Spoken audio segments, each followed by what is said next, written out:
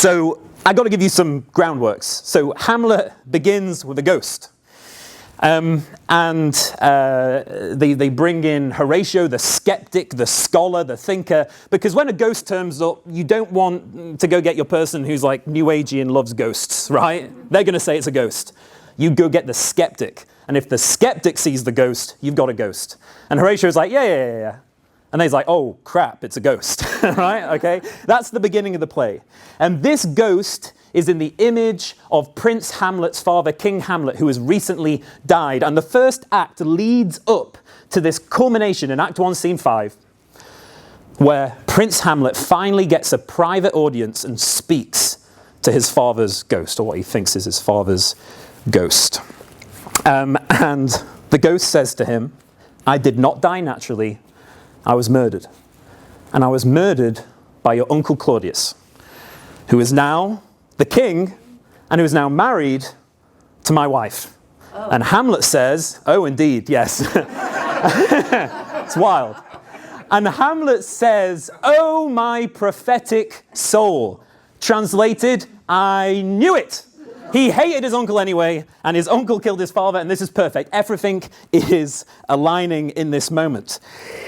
And this is the most important word in all of Hamlet. Remember. Adieu, adieu, adieu. Goodbye, goodbye, goodbye. He's stuck in purgatorial flames. He has no body. He is as the air incorporeal, says Shakespeare. Remember me. Remember me has many, many meanings in Hamlet. Here's two meanings. Number one, remember his command. Remember my command, son. Kill Claudius. This is a play about inaction. Maybe that's one of the reasons it speaks to me as a British person. I'm, endlessly not doing, speaking and thinking about doing. In fact, in the mid-19th century, a German poet who was talking about the lack of revolutionary zeal in Germany said, Deutschland ist Hamlet. Where is our revolutionary zeal? Why aren't we doing anything? So that's the first thing. Remember me, kill him. It's 5 acts long. That's the end of Act 1. He doesn't kill him in Act 2, or 3, or 4, and maybe he does in Act 5, I don't know. You're going to have to come see the play when we do it, there we go, okay. And then, remember me also means something else. I think at the heart of this tragedy is Hamlet's inability to mourn the loss of his father. Remember me in memoriam. Remember me, mourn me. And Hamlet can't mourn his father. I'm going to start by, I'm going to read things, I'm going to read it through once so you can hear the music of Shakespeare. I always say to the kids, Hamlet sounds and it means. It's music and it's semantic. And those two things aren't separate. Those two things go together. That's what literature is. So I'm going to read it all the way through, and if you don't get it, it's fine. Just listen to the music. Enjoy the music of it. This is before Hamlet's met the ghost. This is his first soliloquy. A soliloquy is when an actor is on the stage on their own. Now, Shakespeare is amazing with his soliloquies in Hamlet because you would think that a soliloquy is a moment of utmost sincerity. Here I am, alone, vulnerable in front of you guys speaking. There's a kind of sincerity. If you're in the crowd, imagine just one person on a stage, no other characters around him, he's just speaking his thoughts. However, Shakespeare's also really aware of the performativity of what's happening. And when there was one person on a stage, the absurdity of what is happening hits the audience. That guy is pretending to be someone who doesn't exist. When there is one person here, you are more aware than you've ever been aware of the fakeness of everything. And yet this is supposed to be Hamlet in his most real self. And here's the other thing though. Shakespeare is so interested in performativity. We perform every day. You guys just performed up there, right? You had your roles, you assumed them, you used the kind of language that you felt was good to use right then. Some of you were successful, some of you weren't. I'm sorry for you. That is life. We perform. But one of the most dangerous, pernicious places that we perform is when we close the bedroom door and we're on our own.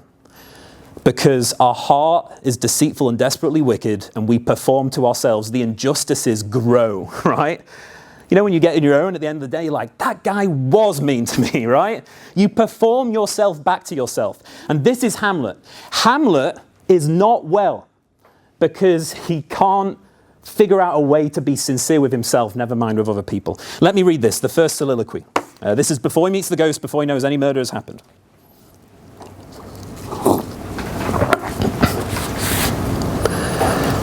Oh, that this too solid flesh would melt, thaw and resolve itself into a dew. Or that the everlasting had not fixed his canon against self-slaughter. Oh God, how weary, stale, flat and unprofitable seem to me all the uses of this world. Fie on it, I fie. 'Tis an unweeded garden that grows to seed. Things rank and gross in nature possess it merely. That it should come to this. But 2 months dead. Nay, not so much, not 2. So excellent a king that was to this Hyperion to a satyr. So loving to my mother that he might not beteem the winds of heaven visit her face too roughly. Heaven and earth must I remember. Why, she would hang on him as if increase of appetite had grown by what it fed on. And yet within a month, let me not think on it, frailty, thy name is woman. A little month or ere those shoes were old with which she followed my poor father's body like Niobe. All tears, why she, even she, oh God, a beast that once discourse of reason would have mourned longer. Married with my uncle, my father's brother. But no more like my father than I to Hercules. Within a month, ere yet the salt of most unrighteous tears had left the flushing in her galled eyes, she married. O most wicked speed to post with such dexterity to incestuous sheets. It is not, nor it cannot come to good. But break my heart, for I must hold my tongue. You can stay on that page, we're not going to move yet. Oh, that this too solid flesh, this body, if it would just stop being a body. And then Hamlet, it's intense, right? That the everlasting, that the Lord God Almighty had not set his canon, his law, against self-slaughter, against suicide. I would kill myself. And why? Because Denmark and the world is a garden that has no gardener. The weeds of brokenness and sin are everywhere to see. And why is no one pulling up the weeds? And whose job is it to pull up the weeds? The Lord Almighty. I thought he was just, and he has let these weeds grow around me. That should come to this. 2 months. And notice 2 months keeps getting smaller and smaller throughout the soliloquy. 2 months. So excellent a king that was like the sun god Hyperion to this satyr of Claudius. So loving to his mother that he wouldn't even let the wind touch her cheek. Imagine him just like all the time, serving every single wish and whim, as if increase of appetite had grown by what it fed on. The more she ate, the hungrier she got. The more she loved, the more and more she loved. How could this be? And yet within a month, and he broadens it here. And this is a theme of Hamlet. Every time he comes close to mourning his father, he begins to get angry at his mother. Every time. Believe it or not, Freudians have had a field day with this play since the beginning, right? But ignore that, it's tosh. A little month, or ere those shoes were old, her shoes aren't even worn out from following the casket of her own husband, and she is now doting upon his brother. How dare she? How could she? We never see the father's body this whole time. We never see the father's body. We hear about the father's body. Married with my uncle. By the way, if you don't know what an uncle is, it's a father's brother, right? Hamlet wants you to know this, or Shakespeare does. Uncle, why is that bad? Father's brother. Incest, and he'll say as much in a second. Within a month before the tears have dried, I love this bit, to post with such dexterity to incestuous sheets. You know the gymnastics in the Olympics? Flip, flip, flip, flip, flip, bam, stand. You're like, that was good, that was bad, okay, right? She does the flip. She does a double backflip right into his uncle's bed within a month. That's what that means.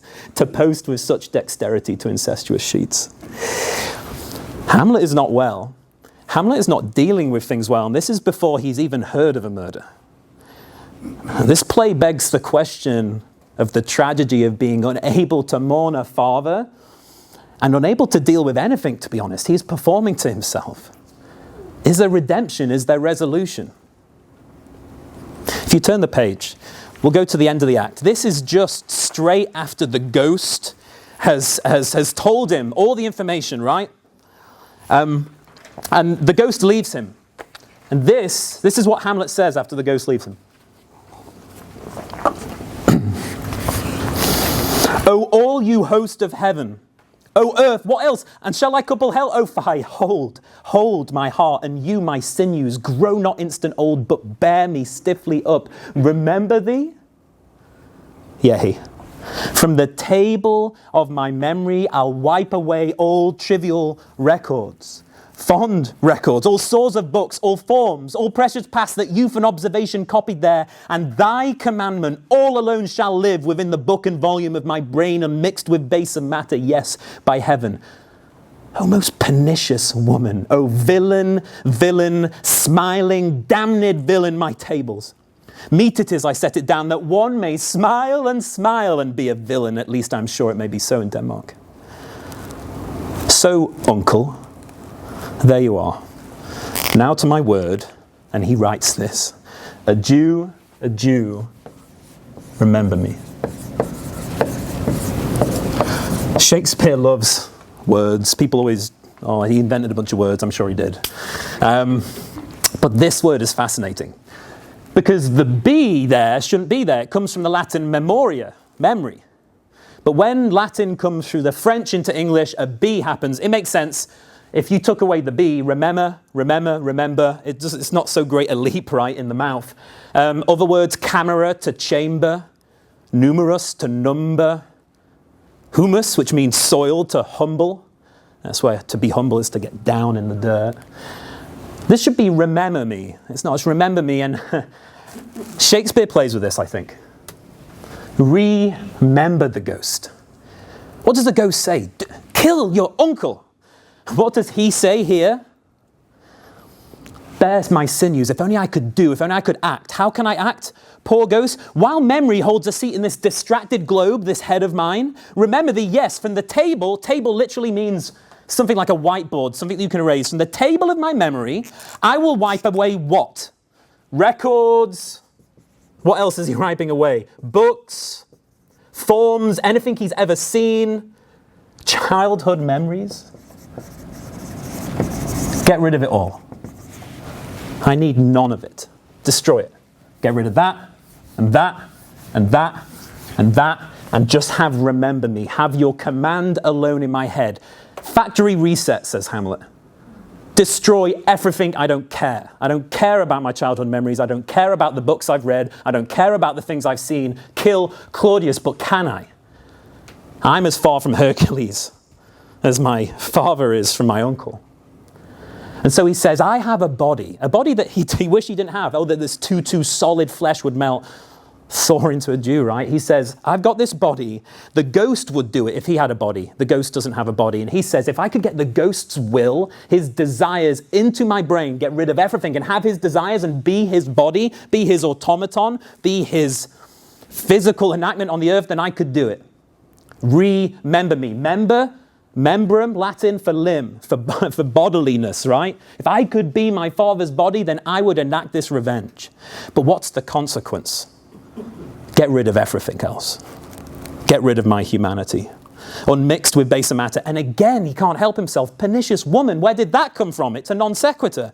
Villain, smiling, damned villain. My tables, my whiteboard, I must set it down. And then he writes, remember me, rebody me. Why is this significant? This is significant because I'm skipping over so much, I'm missing so much. But in Act 5, Scene 1, bless you. In Act 5, Scene 1, we have one of the most amazing scenes in dramatic history. Turn the page. This is Act 5, Scene 1. This is Hamlet and the Gravedigger. First thing to notice, this is not in poetry anymore. Why? Poetry is the language you perform with, right? Poetry is the language of the aristocracy. This is an aristocratic tragedy. It's the royal family. And all of a sudden, he's with the gravedigger, the commoner, the working class, the demos. And this is where he meets his match. Hamlet's always the cleverest guy in the room. Not now. Not with this gravedigger, he isn't. Not in prose, he isn't. And he's there, he's with Horatio, his best friend. And the gravedigger's digging away, and it starts jokingly. He says, whose grave is that? And the gravedigger goes, mine. You know, I'm digging the thing, right? It goes on, there's back and forth, there's banter. He meets his match, and then this happens. And this from the first time I read it to today, just, I can't understand it, but it just is. Gravedigger, here's a skull, now hath lying you in the earth 23 years. Here's a skull that's been in the earth for 23 years. Hamlet. Whose was it? Gravedigger. A horse and mad fellows it was. Whose do you think it was? I know not. A pestilence on him for a mad rogue. He poured a flagon of Rhenish of beer on my head once. That same skull, sir, was, sir, Yorick's skull, the king's jester. First time we hear about Yorick. Hamlet.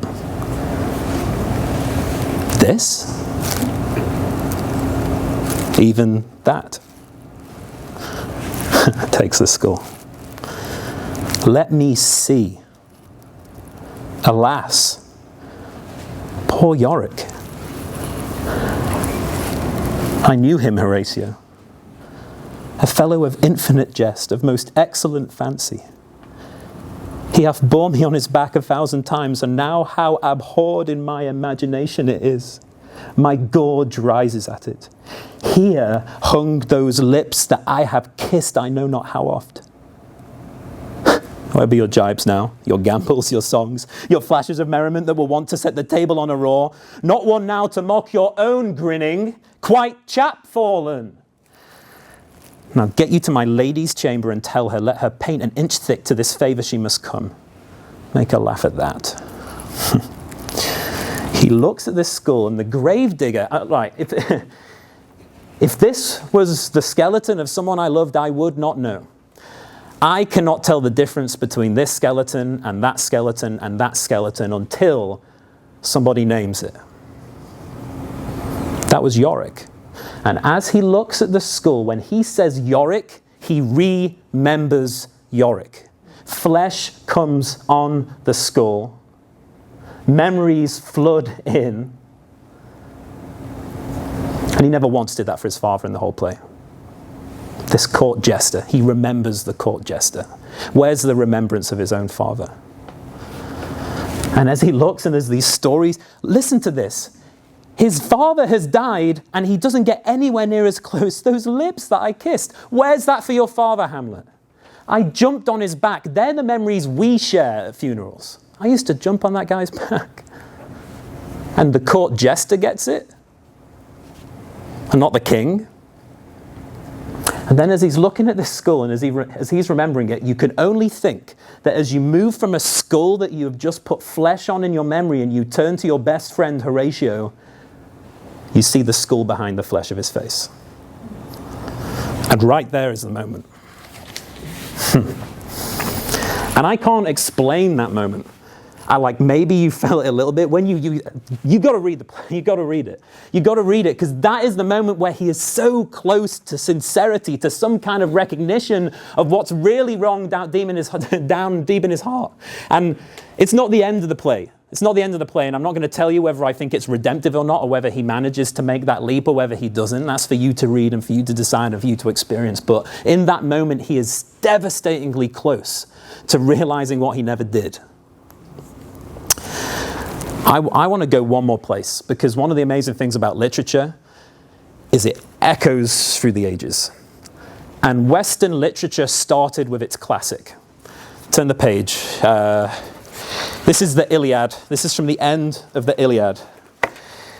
Ancient Greek epic.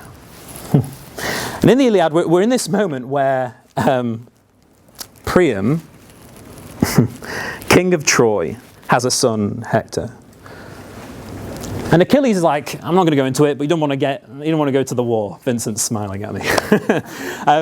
He doesn't want to go to the war, right? And he sends his best friend in armor, right? He sends his best friend in armor, Patroclus. And Patroclus is killed by Hector. And Achilles is like, that's it. I'm going in. And he kills Hector. And what does he try and do? He tries to denigrate the body. Big deal in ancient Greek culture, right? No burial. He attaches Hector's body. He tries to literally scrape it to the skeleton. But the gods protect the body. And then the king of Troy, Priam, says, I've got to go get my son's body. I've got to give it a burial. And the gods protect him, and he makes it into the same room where the guy who killed his son is. And all of a sudden, Achilles realizes he's there. The father of the son he killed. And the father is there looking at the son killer. And Achilles is the same age as his son, pretty much, right? He's looking at a son, and his son is dead. His body is somewhere, and he wants the body back. And he says this is Priam's words. Remember what, Achilles? Remember what? Your honor, remember the gods. Remember your own father, great, godlike Achilles, as old as I am, past the threshold of deadly old age. Look at me and see your father. Achilles' father is over in Achaia somewhere, right? He's not going to see his father again. He's all the way over there. Look at me and think of your father. Imagine that I was your father. Remember your father. And here they are on a beach near Ilium, the Aegeans in the background. The bereaved father Priam reminds the son killer, who is himself an absent son, Achilles, of his own father overseas. And then this is what Homer, the poet, says. Those words stirred within Achilles a deep desire to grieve for his own father. Taking the old man's hand, he gently moved him back, and overpowered by memory, both men gave way to grief. Priam wept freely for man-killing Hector, his son, throbbing, crouching before Achilles' feet as Achilles wept himself, now for his father, now for Patroclus, his best friend, once again, and their sobbing rose and fell throughout the house.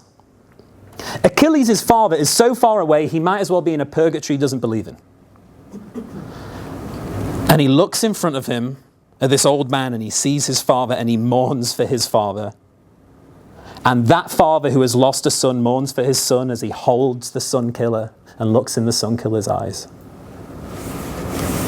And he gets the body, and he goes home, and he buries him. And Hamlet never does that.